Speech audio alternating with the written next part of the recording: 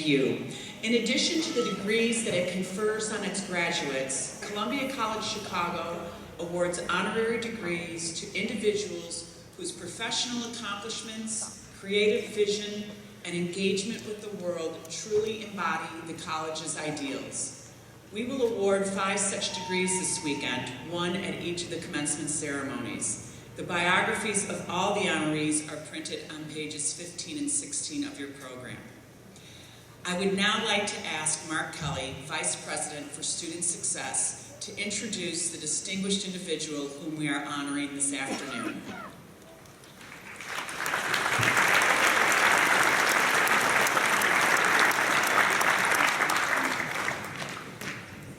It is my great pleasure to introduce Carlos Tortolero, the founder and president of the National Museum for Mexican Art here in Chicago.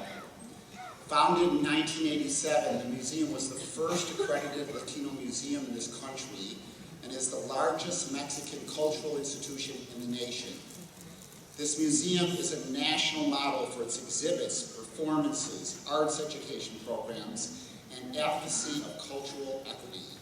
It is the only organization in the nation to have received 2 White House awards for youth arts programming. 20 exhibitions have traveled across the country. 8 have traveled to Mexico, and there are over 10,000 artifacts in the permanent collection. To accomplish this and more requires a fearless and resolute leader. Carlos Tortolero is a teacher, a truth teller, a passionate advocate for Mexican culture and art, a visionary, an accomplished leader and administrator, a true character, and though never looking for trouble, right, Carlos? Never. Carlos is compelled to clarify and educate based on his beliefs and values.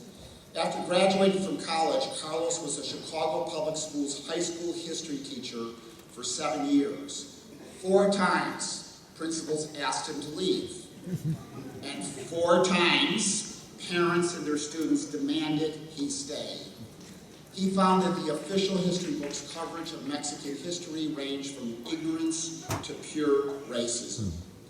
Further, the power and importance of Mexican art, music, food, and culture was totally ignored. In 1982, Carlos imagined a new museum dedicated to Mexican culture, a free museum accessible to everyone. This teacher wanted a larger classroom dedicated to new visions and new voices. 5 years later, this determined activist made good on his ambitious plans. Today, the museum is at the center of Chicago's Mexican community as it welcomes everyone to the institution. Carlos also has been a great friend to Columbia over the years. He mentors our students. He has been a regular visitor and presenter on our campus, and he appreciates the strength and vitality of our Latino student body. Carlos has served on numerous boards, including the Smithsonian.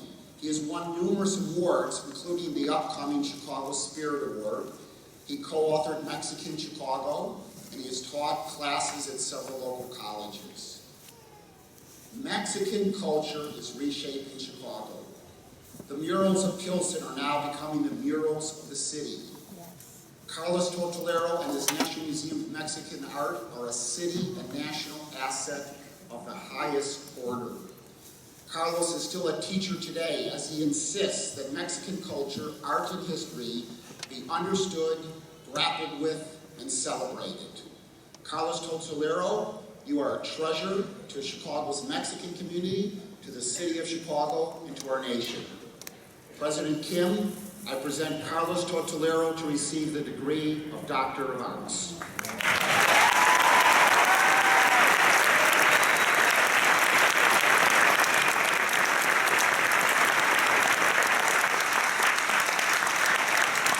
Carlos Tortolero, the authority vested in me by the Board of Trustees, I confer upon you the degree of Doctor of Arts, honoris causa, with all the rights, privileges, and responsibilities pertaining thereto. Congratulations.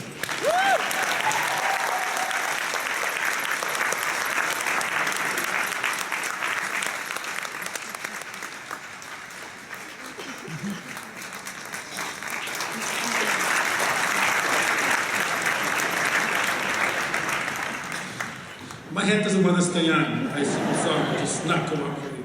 You know, I was on the board of the U of I for 3 years, and their graduations were nothing like this. I don't know what this is, but this is fun. It is amazing. Congratulations. It's like a non-stop party. I went to the U of I, trust me, as I sat there and said, please God, please shoot me. Anyway. This is incredible. Thank you, Mark. That was really a very nice thing you did. Thank you, thank you. It is a tremendous honor for me to receive this doctorate today. Thank you to the entire Columbia family. Everybody has been so sweet to me. I cannot thank them enough. Everybody's been fantastic since Friday when I was here for the events on Friday. I can never express accurately how much this honor means to me. Let me salute all of you graduates. I hope as you embark on the next step of your journey that you find many rewarding experiences. Let me also congratulate all the moms, the dads, the grandparents, the aunts, the uncles, everyone, all the teachers who helped you arrive to this day.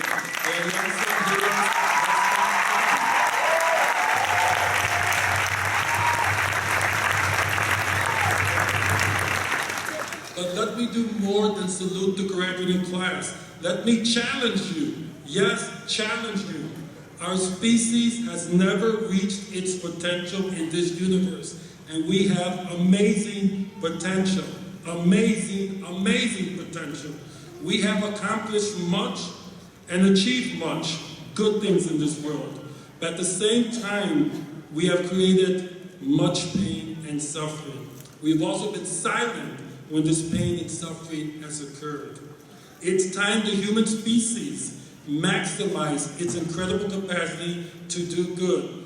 I believe this is our destiny in the universe. Unfortunately, our species is facing a host of dangerous issues and problems.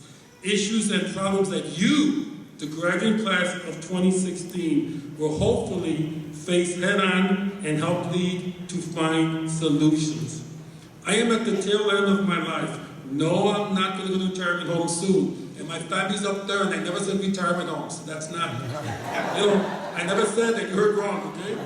And hopefully it doesn't happen for a long, long time. But I understand that my generation has to support the younger generation as they pick up the mantle to fight to do the right things for this planet. Let me start by challenging you not to allow our nation to become a nation in which racist and bigoted politicians encourage and support discriminatory practices against people.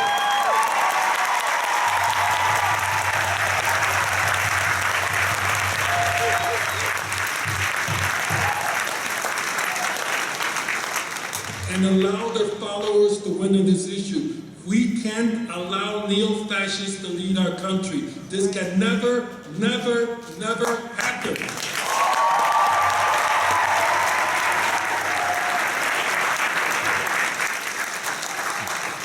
I challenge you to ensure that immigrants are treated with dignity and appreciated for all they do for our nation.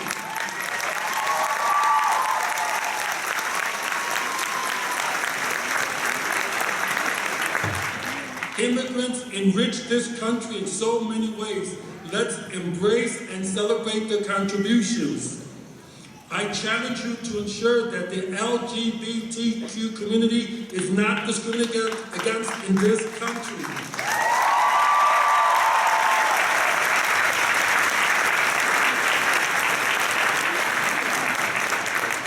You should help create a world in which people in the future will scratch their heads and wonder how people were ever discriminated against just because of their sexual orientation. I challenge you to ensure that individuals with special needs receive the necessary societal support to succeed.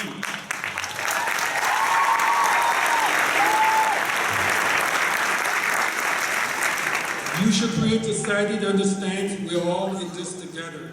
I challenge you to ensure that hunger is eliminated. We have the resources to feed everyone in our planet.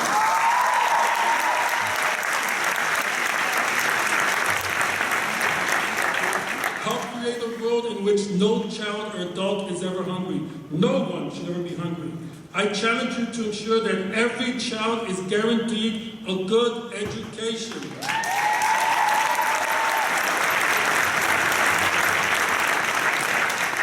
This isn't a gift, it's a basic human right. You must fight to ensure that a good education is not only for those who have economic advantages. This practice has to end. I challenge you to ensure that the 1% of our population cannot accumulate so much wealth at the expense of everyone else and use their wealth to dictate social issues in our society.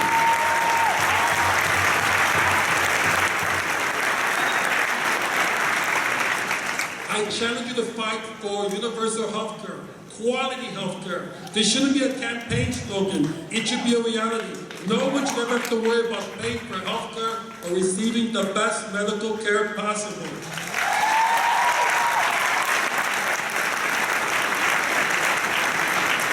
I challenge you to fight for democracy in this country. In too many sectors of our society, our basic rights are being assaulted. You must fight to protect these rights. I challenge you to fight so our senior citizens are never neglected. My grandma was my hero. We all have had seniors take care of us. Now it's your turn to take care of them. Senior citizens should never be seen as a burden, but as a blessing.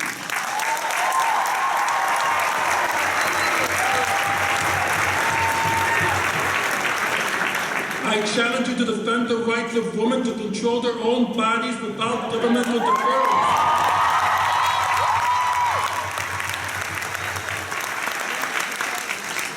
Need to be concerned about other issues. I also challenge you that women must have equal pay.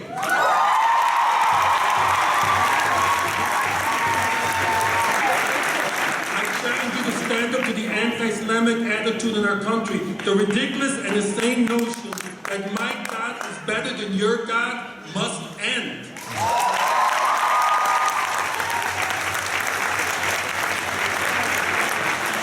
I challenge you to fight to ensure that everyone in our country has access to the arts. You should work hard to make sure that the arts are not always cut for budgetary reasons. You should insist that the National Endowment for the Arts once again fund individual artists.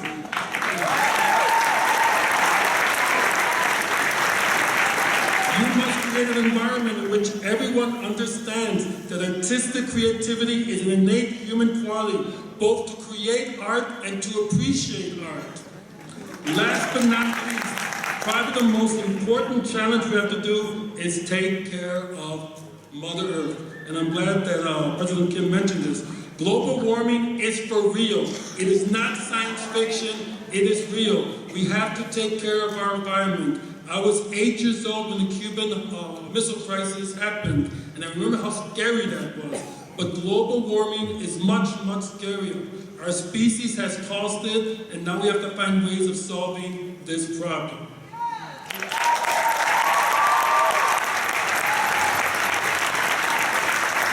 Wow, I'm laying a lot on you, and no, I'm not trying to lay a guilt trip on you. Quite the opposite. It's just, I have always believed in young people. As a former high school teacher, I always had faith in my students, and I have faith in you. At your manifest on Friday, which I thoroughly enjoyed, it was wonderful, it was unbelievable. I heard your gospel choir magnificently sing your song 26 of 2016, You Are Beautiful. Let me conclude by saying, you are beautiful, you are beautiful, you are beautiful. Thank you for watching the world, and make this very, very proud. Thank you.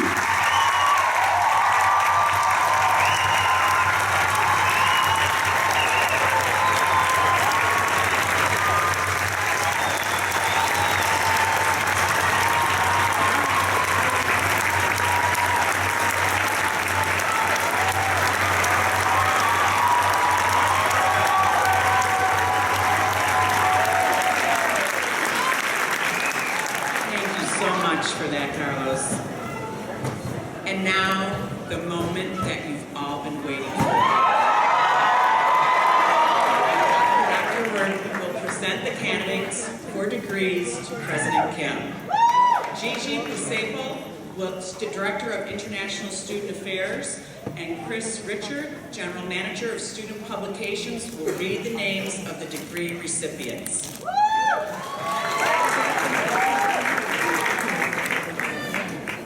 Will the candidates for the degree of Master of Arts and Master of Fine Arts please rise?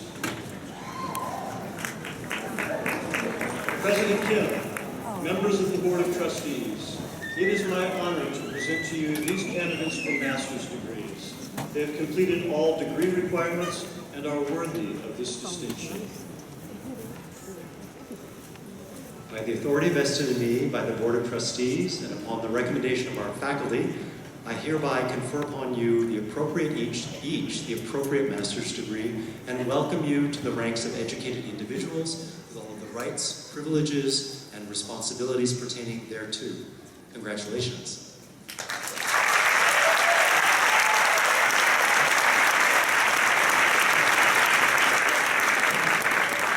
You will be called forward by degree program, so please be seated until that time. Master's degree recipients will be presented with a hood and a diploma. Dean Onye Ozuzu, will you please call the graduates from the School of Fine and Performing Arts to the stage?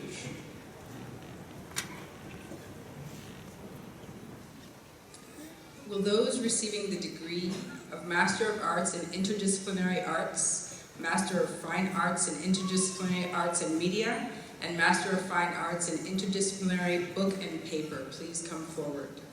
Jeff Abel, Interim Chair. Faculty members Paul Catanese and Melissa Potter will hood the graduates.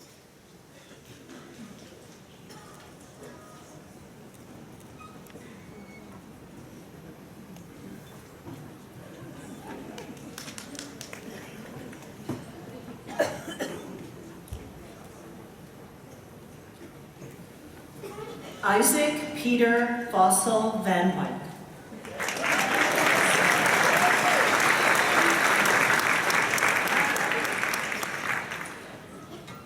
Elizabeth Dunlap.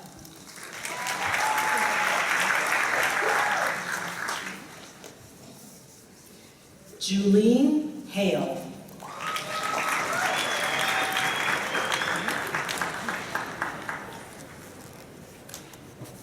Michelle Ricardella.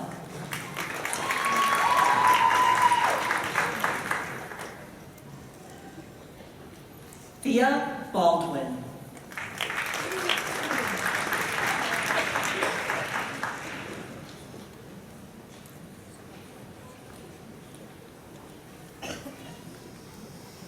Jenna Lynn Mishler.